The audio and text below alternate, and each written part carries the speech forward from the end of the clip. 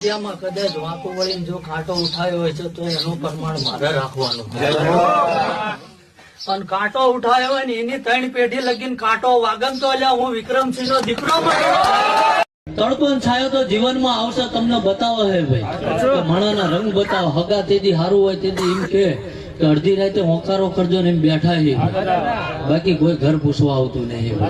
જો કહું એટલે હાથો ટેકો દેવનો હે આવવા વાળાની કગર હોય હું તો જાહેરમાં બોલું જો મારો ધર્મ દોઢ છોડશે કદાચ તારા ઘરે સાપરું હોય છે તો ધૂણવા આવી